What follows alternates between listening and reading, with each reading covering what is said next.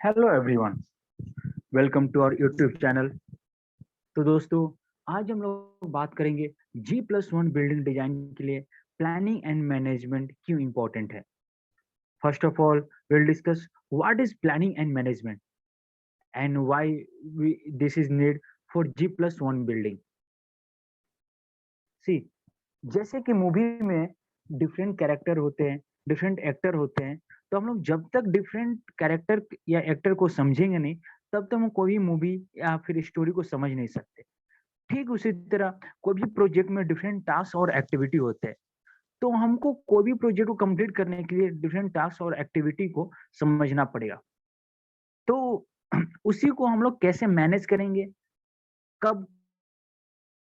I am telling about the real estate. In real estate, residential, industrial, corporate, and commercial comes. Infrastructure, road, railway, urban road, port, airport, power plant. So these come in infrastructure. See, construction is the basic input for socio-economic development of the country. Since construction industry is depend on a number of industry, its growth in other industry as well. Development of building material industry, development of construction equipment industry. So construction industry depend on all these industry also. Construction products such as building, bridge, road, power plant have a long life as compared to the product of other industry. Okay, so I think now you can understood what is construction and what is the need of construction. Next we will go to construction management. So see, any construction project is unique and temporary.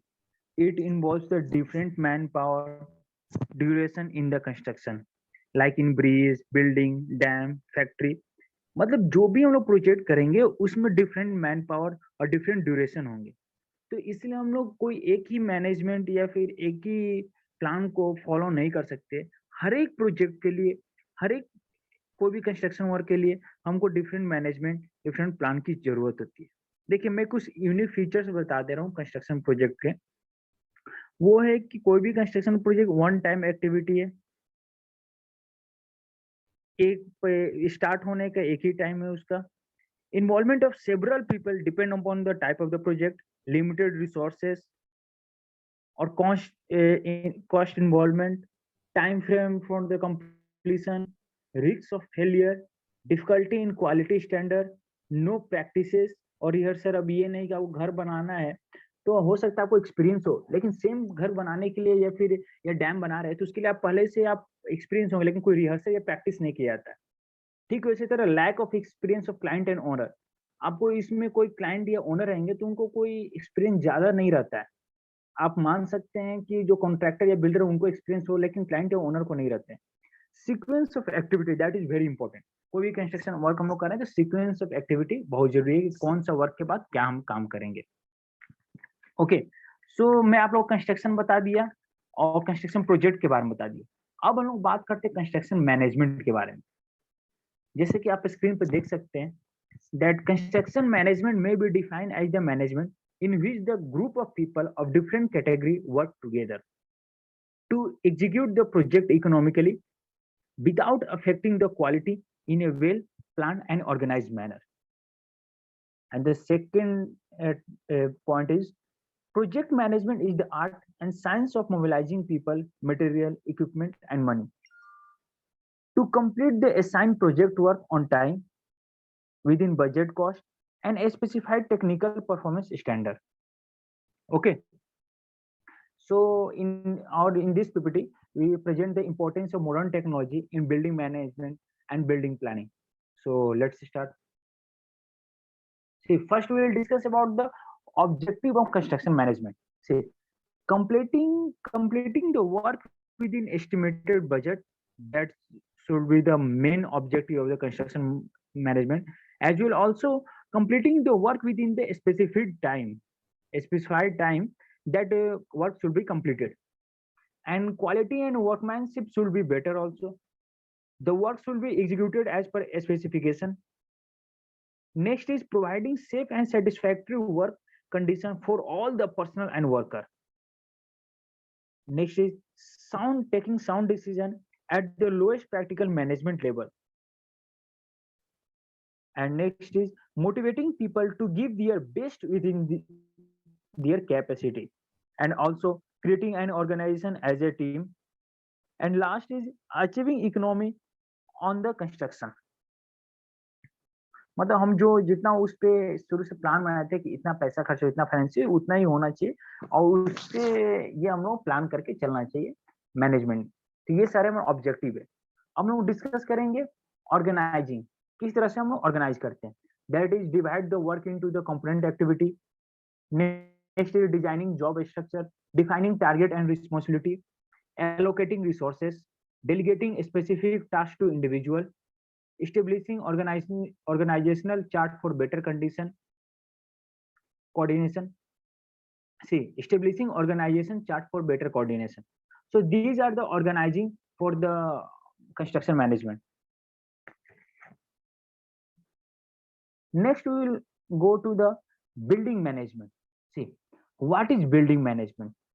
Building management as planning, monitoring and controlling of all aspects of the building.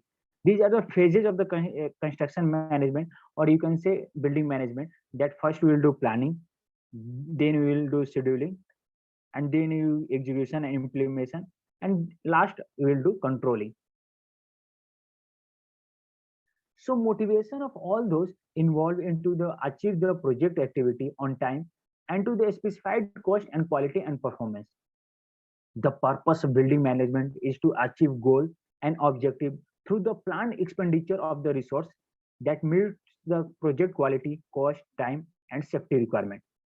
ये एक तरह से main purpose है building management का, कि जो हम पहले से गोल या ऑब्जेक्टिव जो सेट किए हैं वो विद इन द रिसोर्सेस हम उसको मिल जाए, और ये भी ध्यान रहे कि जो प्रोजेक्ट का क्वालिटी है, कॉस्ट, टाइम और सेफ्टी रिक्वायरमेंट है वो भी हमारा मीट करे, वो भी हमारा मैच करे। ओके, तो बिल्डिंग मैनेजमेंट इसलिए बहुत इंपॉर्टेंट है, जिसमें हम लोग प्लानिंग करते हैं। प्लानिंग सबसे फर्स्ट स्टेप होता है, उसका शेड्यूलिंग, एग्जीक्यूशन, मॉनिटरिंग और कंट्रोलिंग, ये सारे हमारे फेजेज है बिल्डिंग मैनेजमेंट का। देख लीजिए जो आप यहाँ स्क्रीन पर देख रहे हैं, ये फेजेज है, planning, scheduling, execution and controlling. Okay, अब मैं आप लोगों को थोड़ा बता देता हूँ what is planning. See, planning involves formulation of a number of alternative of realistic work plan for achieving a specified objective, selecting a plan which is best suitable for the standpoint of the available resources।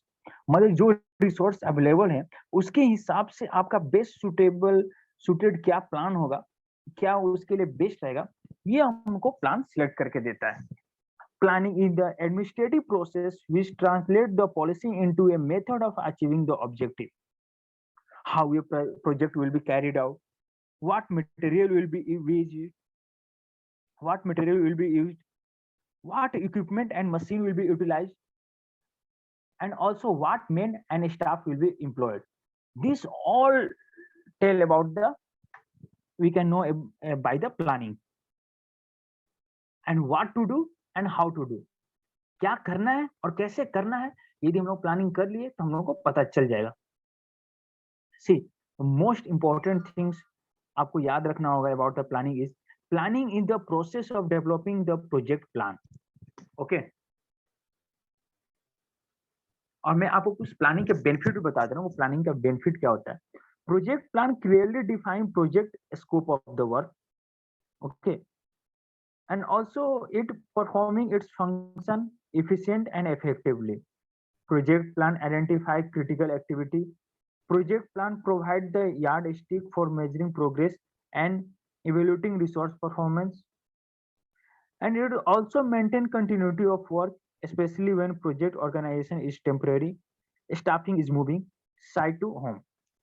So जब भी हमारा site to home, यदि मान लीजिए बहुत सारे ऐसे रहते हैं स्टाफ जो साइट पे नहीं रहते हैं, वो कहीं और से आते हैं फिर काम करते हैं, तो उस समय ऑर्गेनाइजेशन किस तरह से काम करना चाहिए, कौन से काम के बाद कौन सा काम होना चाहिए, कभी कभी 2 एक्टिविटी हम लोग पैरेलली भी करना पड़ता है। तो ये सारा चीज हम लोग को प्लानिंग का बेनिफिट है। ये प्लानिंग किए रहेंगे तो वो सारा हमारा टाइम, कॉस्ट और मनी ये सब सेव होगा, और साथ में एनर्जी भी। And it also provide the basic of the coordinating the effort of client, consultant, architect, designer, surveyor। मैं अभी तक आप लोगों को प्लानिंग के बारे में डिस्कस कर दिया, बिल्डिंग मैनेजमेंट के बारे में बता दिया, बिल्डिंग मैनेजमेंट का जो फर्स्ट फेजेस था प्लानिंग उसके बारे में डिस्कस कर दिया। अब सेकंड जो फेजेस है शेड्यूलिंग, उसके बारे में डिस्कस करते हैं। देखिए, it is the fitting of the final work to a time scale. It show the duration and order of the various construction activity. यहाँ पे हम ये जानते हैं कि व्हेन टू डू, मतलब कब हमको कौन सा काम करना है। ये शेड्यूलिंग हम किए रहेंगे तो हमको पहले से पता रहेगा। शेड्यूलिंग हम लोग करते हैं बार चार्ट के थ्रू, क्रिटिकल पाथ मेथड बनाते हैं, लाइन ऑफ बैलेंस टेक्निक। या शेड्यूलिंग करने से ये सारा चीज हमको पहले से पता रहेगा कि कौन सा काम कब करना है, किस सीक्वेंस में करना है और उसे कितना टाइम लगेगा। ओके, वेरियस कंस्ट्रक्शन एक्टिविटी रहता है तो उनका क्या ऑर्डर है, क्या ड्यूरेशन है, ये हमको शेड्यूलिंग से क्लियरली पता चल जाएगा। क्या क्या हम शेड्यूलिंग कर सकते हैं वो मैं बता देता हूँ। Budget, cost, time plan, resource plan, plan for controlling project, scheduling of design and drawing preparation, work quantity, progress of work plan and resource allocation. Okay, and what is the benefit of scheduling, मैं ये भी बताता हूँ। Simply A project, simplify A project plan, validate time objective, and it also gives the scenario of input resources like man, material and machinery, and it also implication of time and resources and effective of resource employed. So these are the benefit of the scheduling. Next we go to the controlling। देखिए, मैं 2 phases आपको पहले ही बता दिया, planning and scheduling.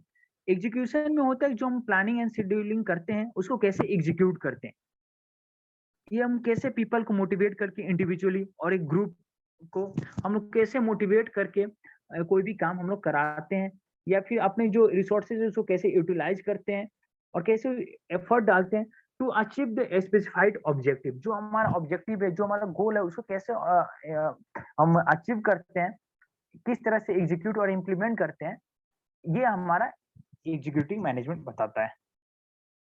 Okay, तो इसमें बहुत ज्यादा इंपॉर्टेंट रोल प्ले करते हैं हमारे सुपरवाइजर, लेबर और कॉन्ट्रैक्टर एजुकेशन में। अब लोग नेक्स्ट आते हैं कंट्रोलिंग में। See, controlling is a very important part of building management. कोई भी बिल्डिंग मैनेजमेंट कर रहे हैं तो कंट्रोलिंग बहुत इंपॉर्टेंट पार्ट है, because it is necessary for ensuring effective and efficient work for achieving overall project objective. It involves a constant review of work plan to check an actual achievement, to discover and rectify deviation through appropriate corrective measures. And what is the benefits of controlling, that I will take. Operational control at supervisory level. There are 4 main benefits, that is operational control at supervisory level, administrative control at managerial level, and directional control at GM or you can say PM level, that is project manager level. So, and also last is shortage control at corporate level. Okay, so now we'll discuss about what is operational control at supervisory level. That is coming, wastage of material should be prevented, minimizing unproductive man hours, economizing plant and machinery utilization, reduce activity and execution time। मतलब supervisor level पे क्या क्या हम लोग बचाया जा सकता है, जैसे मटेरियल को हमको जो सुपरवाइजर होंगे यदि हम लोग अच्छे से उनको मैनेज किए करेगा सुपरवाइजर, तो वेस्टेज मटेरियल का बचा जा सकता है, मिनिमाइज हो सकता है जो मतलब अनप्रोडक्टिव फालतू का काम है, इधर जो मतलब काम नहीं कर पाते हैं मैन पावर जो लेबर ये रहते हैं, तो उनको कैसे हम लोग प्रोडक्टिव उनसे काम निकलवा सकते हैं। मैन एंड मशीनरी के कम दाम में, या फिर जो रिसोर्सेस हैं जो हमको उसको अच्छे से यूटिलाइज करके सफिशिएंट रेट में कैसे हम लोग ले सकते हैं, और जो एग्जीक्यूशन टाइम है वो भी हमारा रिड्यूस किया जा सकता है यदि सुपरवाइजरी लेवल में अच्छे से हम लोग कंट्रोल करेंगे तो।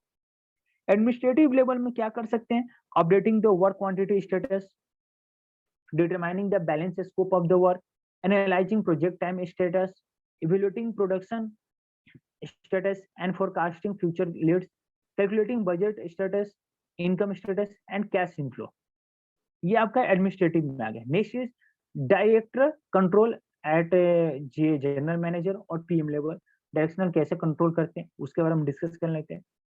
Analysing project time because this make decision on time, saving when required, reviewing project cost and profitably, making profitable improvement decision, auditing management performance, management performance को हम लोग audit करते हैं, and last is strategic control at corporate level.